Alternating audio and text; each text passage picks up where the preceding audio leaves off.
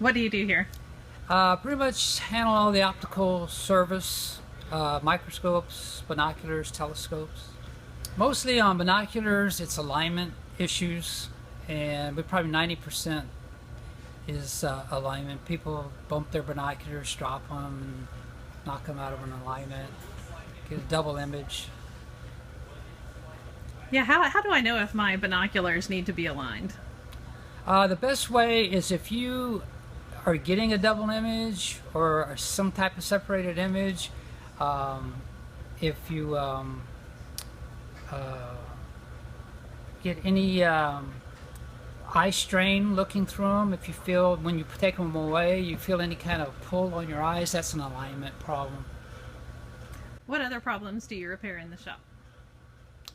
On binoculars, we can service just about any problem. The only problem becomes parts, because not all binoculars parts are available.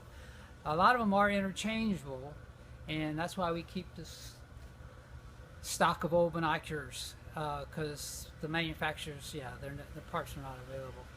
Hey Les, what should I do if I lose or break the eye cups on my binoculars? If you lose the eye cups, best thing or break them is send us a picture of the binoculars, and if we don't have, if it's not a current binocular, one that's on our website or that's being produced now, I usually can modify something that'll work. I'd say 80% of the time we probably can come up with something. Can you repair really old binoculars? Yeah, we can service. We've serviced in the 1800s. We can handle pretty much anything. If it's a clean, lubricating, or alignment, we can do it here. Again, if it's parts, that would be a big problem. But usually, it's not parts. It's mostly just maintenance. Upkeep.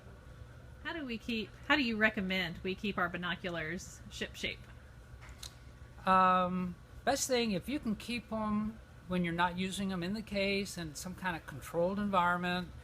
I have a lot of people say, oh yeah, I leave these in my car, and the heat can really be tough because a lot of the elements are cemented together, and the heat will separate and you get these big air spaces, and it'll interfere with your vision, your image. So it's really best not to, if you have to keep them in your car or truck, whatever, just keep them under the seat and not in direct sunlight.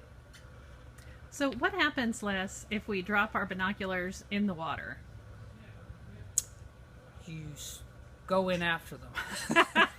No, what you do is if they get moisture inside and you retrieve them and they have moisture inside, you put them in a freezer bag. Don't try to dry them out, because that's when all the damage is done, when they're dried out and the corrosion starts.